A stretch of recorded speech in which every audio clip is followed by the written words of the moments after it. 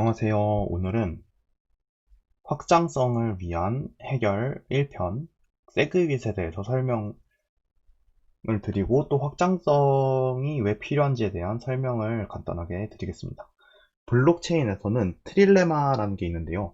확장성이랑 보안, 탈중앙화 중 하나의 가치를 선택하게 되면 나머지 두 개를 포기해야 되는 상황이 옵니다. 그래서 이런 거를 블록체인의 트릴레마라고 부르고요.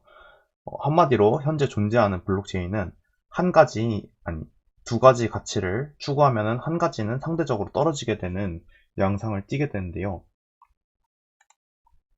이 표를 보면은 비트코인과 이더리움은 이제 탈중앙화를 지켰고, 이제 보안성은 강하지만 확장성은 떨어지는 걸 볼 수가 있습니다.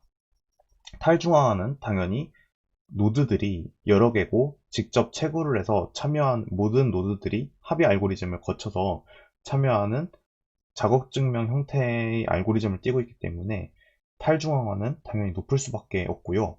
보안성의 경우에는 단기적으로 이제 핵 공격으로부터의 안정성을 갖고 있는 편이며 장기적으로도 한번 블록이 생성되게 되면 그 블록이 이제 시간이 오랜 기간이 흐른 다음에 바뀌는 경우가 적기 때문에 이렇게 탈중앙화와 이제 보안성에 대해서는 장점을 가지고 있지만 반대로 이 합의 알고리즘 때문에 이제 확장성에 대한 문제가 있습니다. 일단 블록 이제 채굴 속도도 느리고요. 그 블록의 크기 또한 제한이 있기 때문에 이런 확장성에 문제가 생기게 되는 건데요.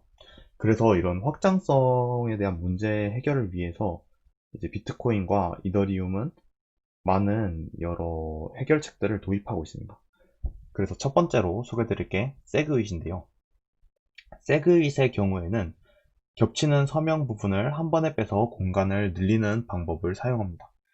세그윗이 적용되기 전에는 거래와 서명이 같이 들어가서 이렇게 들어가 있었는데요. 세그윗이 적용되고 난 뒤에는 이중 중복되는 서명 부분을 분리해서 이제 거래와 반복되고 있던 그 서명 부분을 뺀 두 파트로 나눠서 관리를 함으로써 블록 사이즈를 더 효과적으로 줄여서 사용하고 있습니다.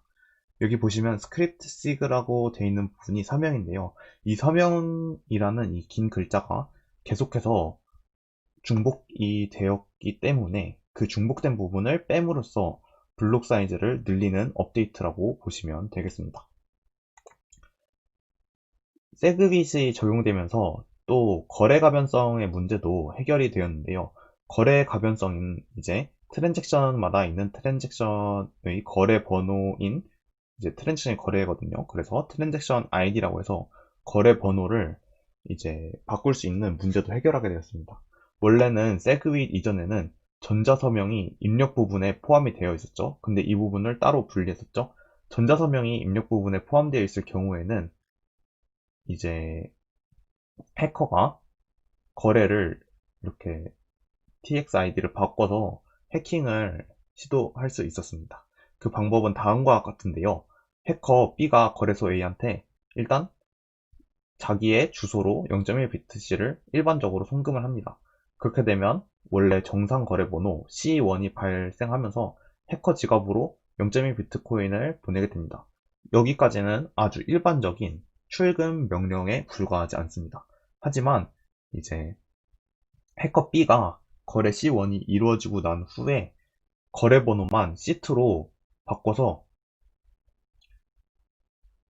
다시 그 거래를 전파를 하게 되면은 C1이랑 C2는 거래 번호만 다르고 같은 거래로 취급이 되기 때문에 C1과 C2 중에 하나만 채택되고 하나는 거부하게 됩니다. 그래서 거래소 A가 C1에 이미 기록한 뒤지만 거래 번호를 C2로 바꿔서 바로 해커 B가 네트워크에 전파해버리면 해커가 운이 좋을 시에는 C2가 블록에 포함돼서 C1은 지워지게 됩니다. 하지만 거래소의 자신의 전산, 여긴 중앙 데이터베이스를 말하죠.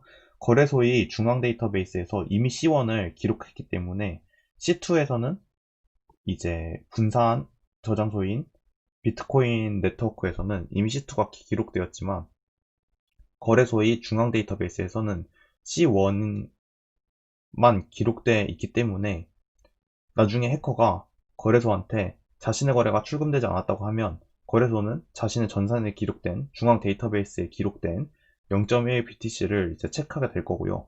체크해 봤을 때 이게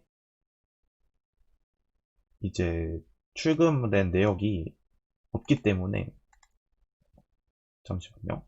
출금된 내역이 없기 때문에 이제 거래소 A가 이제 C1 거래를 다시 찾아봐도 없으니까 어쩔 수 없이 해커에게 0.1 BTC를 다시 송금하게 되는 겁니다.